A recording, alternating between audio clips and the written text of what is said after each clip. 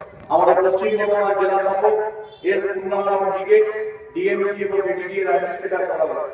আমরা দুই বিধায়ক সহ বাংলাদেশের বিধায়ক জিতেন্দ্র বাড়ি সহ তিনজন আমরা প্রতিনিয়ত আসানসোল দুর্গাপুর উন্নয়ন সংস্থার সাথে মহকুমা শাসকের সাথে বিভিন্ন দপ্তর ইরিগেশন ফরেস্ট থেকে শুরু করে ভূমি রাজস্ব দপ্তর থেকে শুরু করে সমস্ত লোকেদের সঙ্গে নিয়ে রাজ্যের মুখ্যমন্ত্রীর সাথে ভিডিও কনফারেন্সের মাধ্যমে প্রতিনিয়ত আমাদের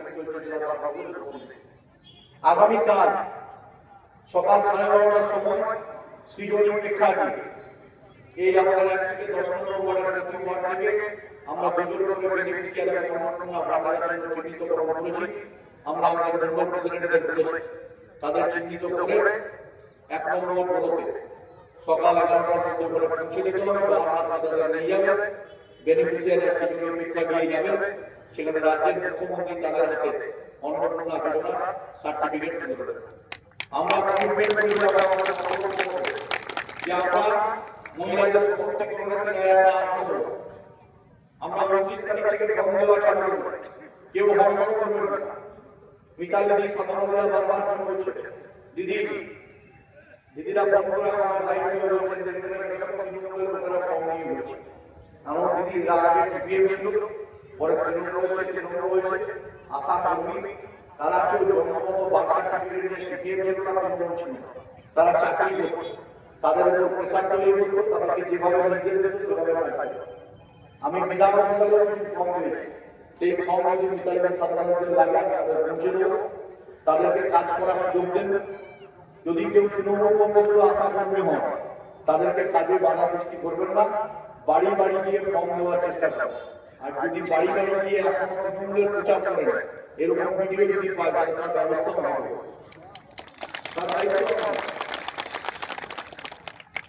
যে সরকারটাকে মানুষ বিদায় দিয়ে আর তার প্রচার করার দরকার নাই। তাই 40 জন বিধায়ক কলকাতার আলাদা হোটেলে সিপিএম থেকে আসা বন্দ্যোপাধ্যায় তাকে টিকিট দিয়ে 40 জন বিধায়ক পাঠিয়েছে। বিধায়কদের তিনি ধরে রাখতে পারছেন না প্রাক্তন মুখ্যমন্ত্রী, তো মানুষকে ধরে রাখবেন না। মানুষ ওনার হাত ছাড়া হয়েছে। তাই নতুন করে মানুষকে বিভ্রান্ত করার দরকার নেই। মানুষ ভারতীয় জনতা পার্টির পক্ষে আছে। মানুষ ভারতীয় জনতা পার্টির পক্ষে ডক্টর সরকারের নেতৃত্বে সাধারণ মানুষকে পরিষেবা পৌঁছে দেওয়া হবে। আমরা অন্নপূর্ণা ভান্ডার চালু করব। আমার এই এলাকার কোনো মা বা বোন যদি গর্ভবতী হয় আর বিধাননগর মহকুমা হাসপাতালে গিয়ে রেজিস্ট্রেশন করান, আমাদের সরকার মাতৃ বন্দনা যোজনা তার অ্যাকাউন্টে 21,000 টাকা আমাদের সরকার 10 মাস 10 দিন পুষ্টির জন্য দেবে। আমাদের সরকার বেকার যুবক যুবতীদের জন্য 3,000 টাকা করে আর্থিক সহায়তা দেবে। যুব সাথী প্রকল্প তাদের সহায়তা।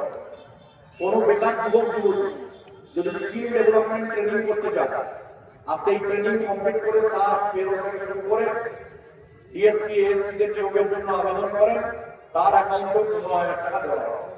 আমাদের সরকার প্রধানমন্ত্রী বিশ্বকর্মা যোজনা সেই যোজনার অন্তর্গত কিট কেনার জন্য 15,000 টাকা, ট্রেনিং কমপ্লিট করার পর 25,000 টাকা, 6,000 টাকা পর্যন্ত লোন দেবে।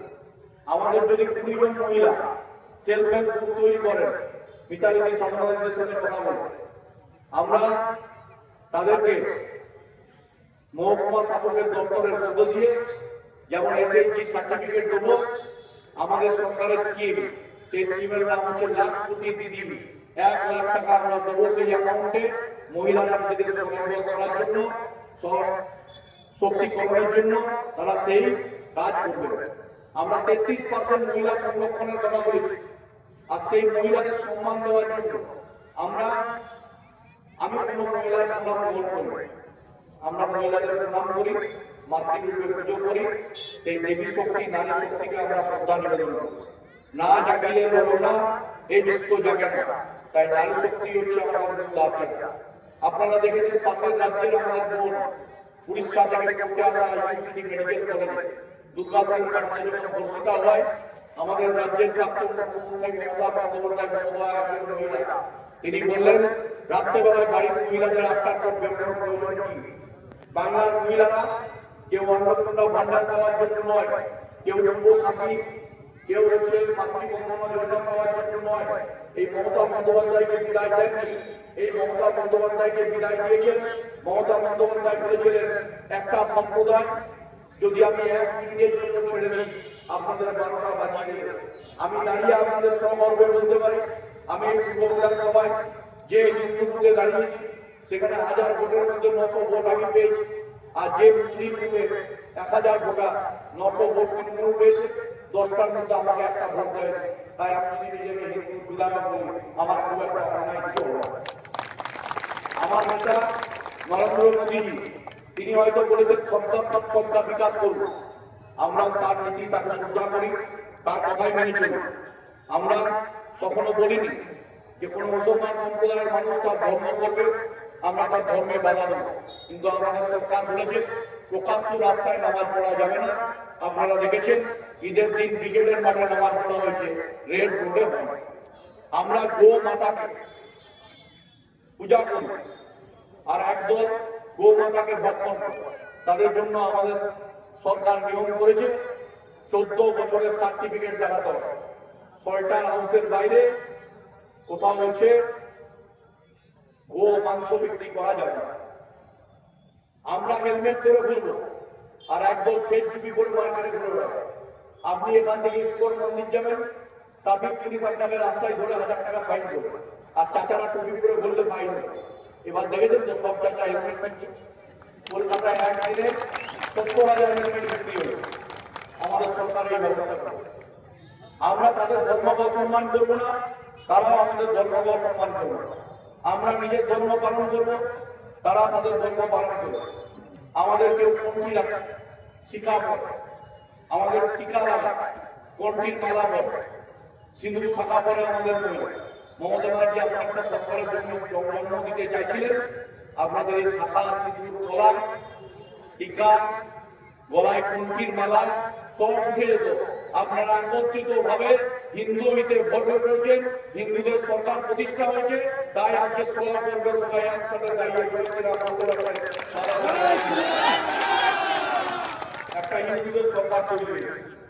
আমরা আপনারা বহু মানুষ আছেন যারা এক সময় বাংলাদেশে অত্যাচারিত হয়েছে, বাংলাদেশে আপনাদের ঘর বাড়ি কেড়ে নেওয়া হয়, এক কাপড়ে এক বস্ত্রে তার টাকা পেরিয়ে এই বাংলা আসতে হয়েছে। এই মানুষগুলো হয়ে যারা লড়াই করছেন, আন্দোলন করছেন, কৃষ্ণবাংলা, নয়নতারা, তাদের নেতৃত্বেই আমরা আগামী দিন আপনাদেরকে যখন বার্তা দেব আপনাদের জন্য এই এলাকার রাস্তাঘাট, এই এলাকার জল, এই এলাকার আলো সমস্ত ব্যবস্থা তৈরি করার জন্য যেমন পশ্চিম বিধানসভা থেকে হচ্ছে অভিজিৎ দত্তরা সমস্ত আমাদের এলাকার থেকে তারা থেকে দুপুর 12টার পর থেকে 3টে পর্যন্ত প্রতিদিন রজতমল্লিকদের প্রতিনিধিমণ্ডল থাকতে পারে হিসাবে তারা থেকে ওই কাজগুলো আপনারা কোনো সার্টিফিকেট দরকার নেই। আমাদের মন্ডল প্রেসিডেন্ট আছে বৈদ্যনাথ সোরেন, আমাদের দিব্যেন্দু গায়ের মন্ডলের জিএস আছে, অতুল সিংরা জিএস আছে, মিতালিরা আছে, মেডিকেল সার্টিফিকেট মিতালি সাধারণদের বাড়িতে সই করে রাখা আছে। আমি ব্ল্যাক সার্টিফিকেট সই করে দিয়ে বলছি, কারণ তারা যদি কোনো মেডিকেলের কোনো সার্টিফিকেটের দরকার হয় কেন আমার বাড়িতে ছুটে যাবে, কেন একটি কেন্দ্র বিদ্যাসভা কার্যালয়ে এই ওয়ার্ডের মানুষের কাছে মানুষের সার্টিফিকেট বাড়ি আপনারা আমার পার্মানেন্ট আমাদের পার্টির পুরনো নেতা আমার অভিভাবক লক্ষ্মণ দাস, তিনি প্রাক্তন মন্ডল প্রেসিডেন্ট ছিলেন, আমাদের জেলার নেতা, রাজ্যের নেতা